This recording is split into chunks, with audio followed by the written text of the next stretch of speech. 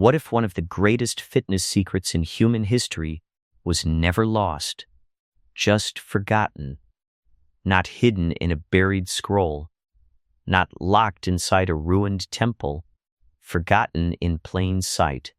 Today, we have workout apps, fitness influencers, recovery science, smart watches, and more exercise knowledge than any civilization before us.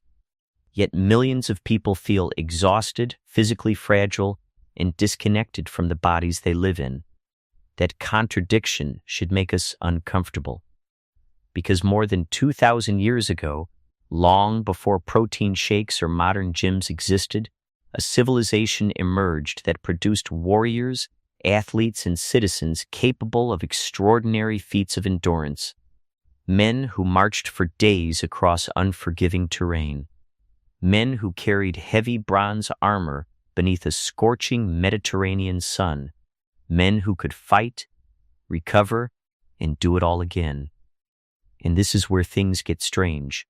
The Greeks achieved much of this without the tools modern fitness considers essential. As dawn illuminated stone cities and olive-covered hillsides, movement was already everywhere. Children ran through dusty streets. Farmers crossed rugged landscapes. Merchants hauled goods through crowded markets. Physical effort was not a workout. It was life.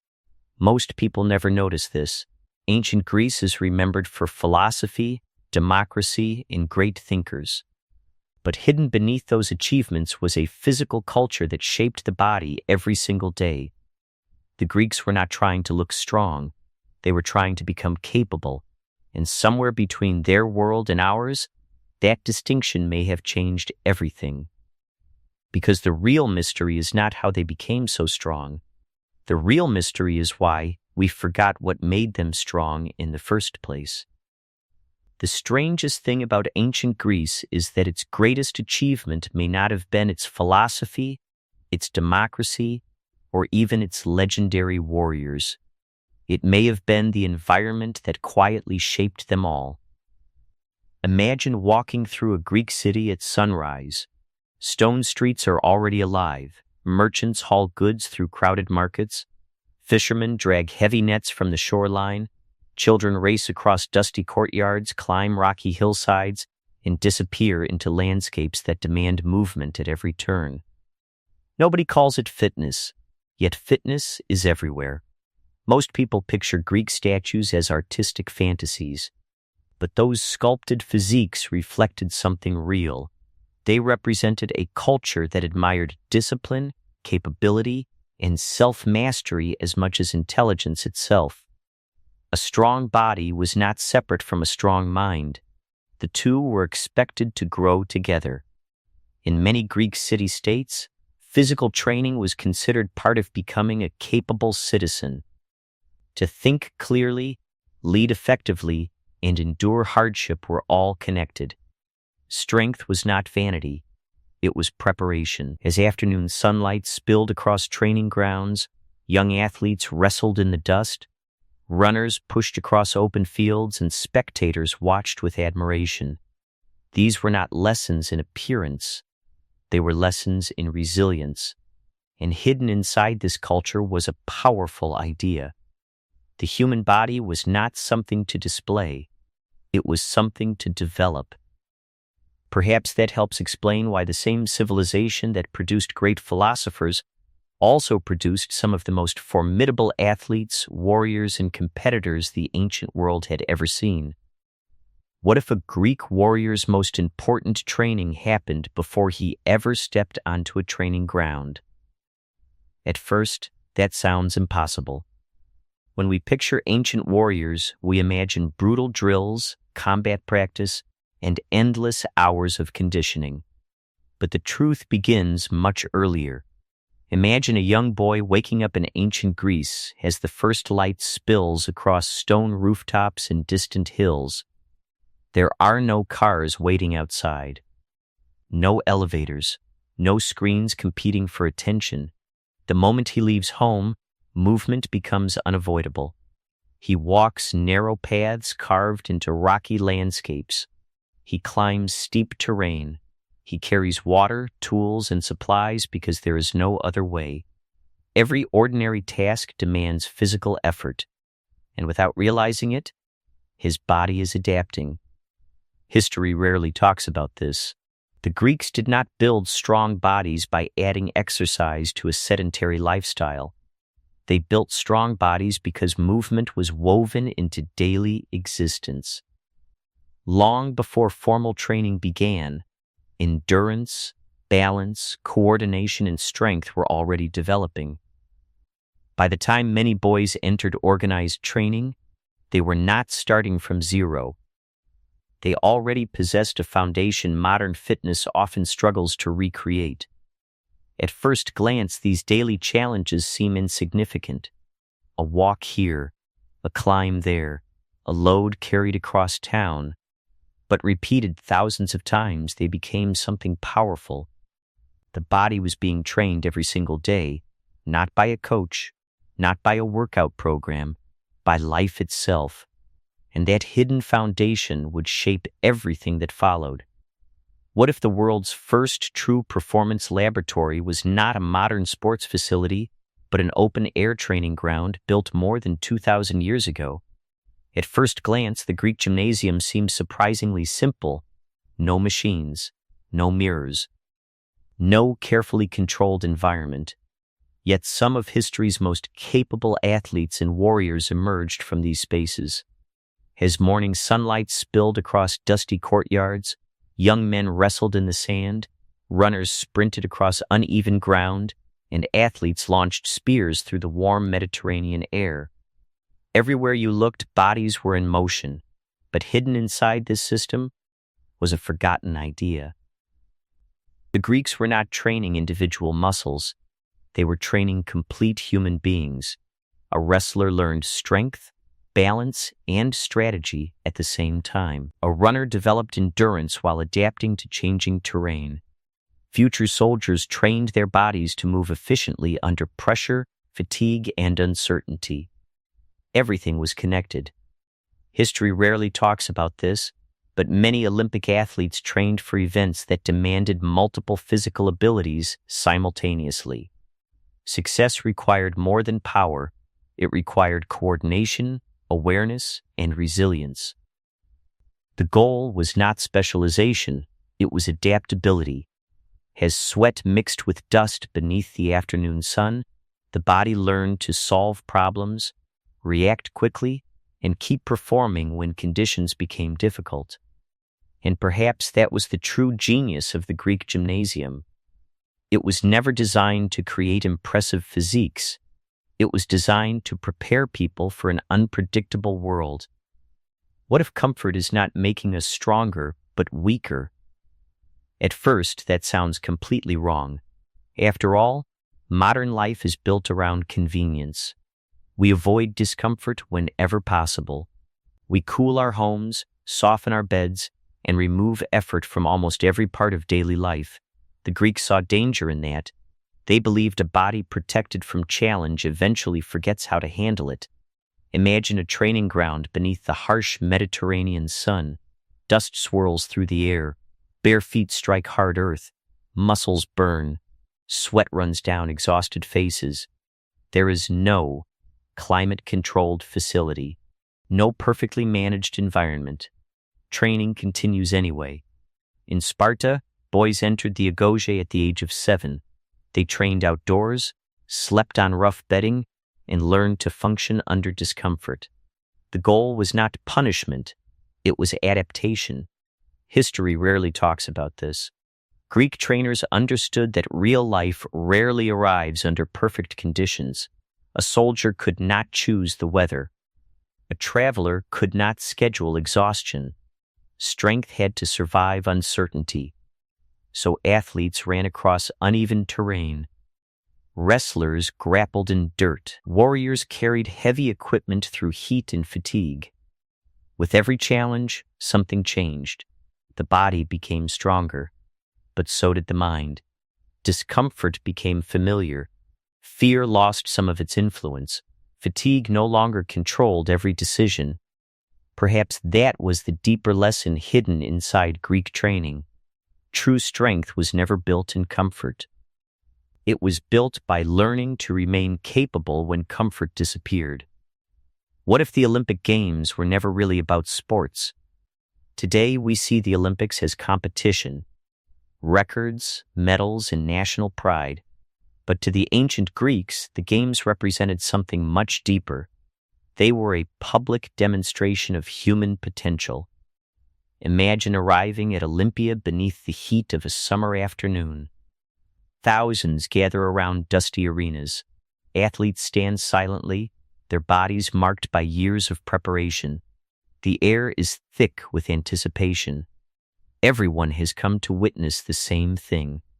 What is a human being truly capable of? History rarely talks about this, but Olympic athletes competed naked, believing physical excellence should be displayed openly. Wrestling matches sometimes lasted for hours because there were no time limits. Victory belonged to whoever endured longer. Every event demanded more than a single skill. Runners needed speed and resilience. Wrestlers relied on strength, balance, and strategy. Throwers combined power with precision. Success came from bringing multiple abilities together under pressure. Then came one of history's most enduring stories. In 490 BC, after the Battle of Marathon, a messenger raced toward Athens carrying news of victory. More than 2,000 years later, the modern marathon still echoes that journey.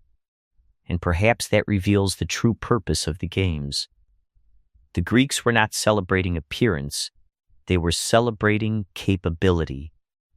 As crowds erupted beneath the shadow of temples and athletes pushed beyond exhaustion, they became living proof of what disciplined human beings could achieve when mind and body worked together. That was the real spectacle, not sport, human potential on display. Imagine the strongest person you know. Now remove the gym, remove the machines, remove the supplements, remove the controlled environment. Remove every modern convenience that helps create the appearance of strength. What remains? The ancient Greeks built their entire definition of fitness around that question. A powerful physique could attract attention. But attention was never the goal. Capability was. Could a person march for hours beneath a blazing sun? Could they carry weight across rough terrain? Could they remain effective when exhaustion, discomfort, and uncertainty arrived? Those were the tests that mattered.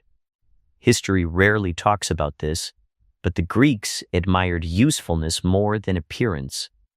Strength had value because it served a purpose. It helped a person endure, adapt, and overcome challenge. And perhaps that raises an uncomfortable possibility. Have we become remarkably good at looking strong while slowly losing the qualities that once made strength meaningful?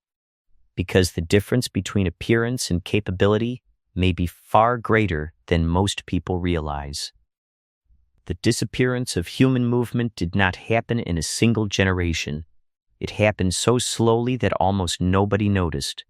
There was no moment when humanity decided to become less active. No announcement. No dramatic turning point. Instead, convenience arrived one small improvement at a time. Imagine an ancient traveler crossing miles of rocky terrain beneath an open sky. Every journey demanded effort. Every destination had to be earned. Now imagine the same distance covered while sitting comfortably behind glass and steel. The destination remains unchanged. The experience does not. And this is where things become surprisingly complicated. Every innovation solved a problem. Wheels reduced carrying. Machines reduced labor. Elevators reduced climbing. Technology removed countless physical demands from daily life. In many ways, that was progress. But hidden inside that progress was an unexpected trade-off. The challenges that once shaped the human body began to disappear. History rarely talks about this. The body adapts not only to what it does repeatedly, but also to what it no longer needs to do. Over centuries, long walks became short rides. Physical work became automated. Open landscapes gave way to desks, screens, and indoor comfort. What happened next changed everything. For the first time in human history, millions of people could move through an entire day while barely moving at all. And somewhere along the way, humanity drifted away from the environment that had shaped it for thousands of years. What if the greatest fitness secret in ancient Greece was not a workout at all? Not a training method, not a piece of equipment, not even a specific exercise. The answer was something far simpler and far more powerful. Imagine a Greek city waking before sunrise. Farmers move toward distant fields. Fishermen haul equipment toward the shore. Merchants prepare goods for transport. Athletes begin training beneath open skies. Everywhere you look, people are moving. Not because they are trying to stay fit, because life demands it. Buried inside this system was a forgotten idea. The Greeks did not rely on occasional bursts of effort surrounded by hours of inactivity. Physical challenge was woven throughout the entire day. A walk became endurance. Carrying supplies became strength. Climbing hills became conditioning. At first glance, these moments seem insignificant, but repeated day after day, year after year, they created extraordinary results. History rarely talks about this. The body responds most powerfully to what it experiences consistently. And in ancient Greece, movement never stopped arriving. As seasons changed and generations passed, thousands of small physical demands accumulated into something remarkable. Strength became a byproduct. Resilience became normal. Capability became expected. Perhaps that was the principle connecting everything the Greeks did. Their physical excellence was not built by extraordinary moments. It was built by ordinary moments repeated every single day. What if the greatest secret of ancient Greece never disappeared? What if it has been hiding in plain sight the entire time? At first glance, that sounds impossible. After all, the world that produced Spartan warriors and Olympic champions vanished thousands of years ago. Its cities crumbled. Its empires faded. Its legends became history. But the deeper you look, the more surprising it becomes. Imagine a lone figure moving along a rocky hillside at sunrise. The air is cool. The path is uneven. Every step demands balance. Every climb demands effort. His body adapts because the world around him demands that it does. Now imagine a modern city waking beneath glowing screens and artificial light. Elevators replace stairs. Vehicles replace walking. Convenience quietly removes challenge from daily life. The contrast is striking, yet the human body inside both worlds remains almost identical. History rarely talks about this. The same muscles built for carrying, climbing, running, and enduring still exist today. The same nervous system that helped ancient warriors stay calm under pressure still operates inside us. Perhaps the Greeks never discovered a secret workout at all. Perhaps they simply built a world that constantly reminded the human body what it was designed to become. And maybe the real mystery is not how they became so strong. Maybe the real mystery is how we forgot. What if the biggest lesson ancient Greece left behind has nothing to do with the past? What if it is actually a warning about the future? Today, we know more about fitness than any generation in history. We have endless information, advanced equipment, and technology capable of measuring almost every aspect of the human body. Yet many people feel weaker, more exhausted, and more disconnected from physical capability than ever before. As evening light fades across the ruins of ancient temples, a surprising realization begins to emerge. The Greeks left behind philosophies, legends, and monuments that still inspire the world, but their most valuable lesson may have been far simpler. Human beings become strong when life asks something of them, not when everything is convenient, not when every obstacle is removed, but when they regularly walk, carry, climb, endure, adapt, and engage with the physical world around them. Perhaps real fitness was never about building the perfect body. Perhaps it was about becoming the kind of person capable of meeting life's demands. And maybe the greatest challenge of the modern world is not learning how to train harder. It is remembering how to live in a way that keeps us capable.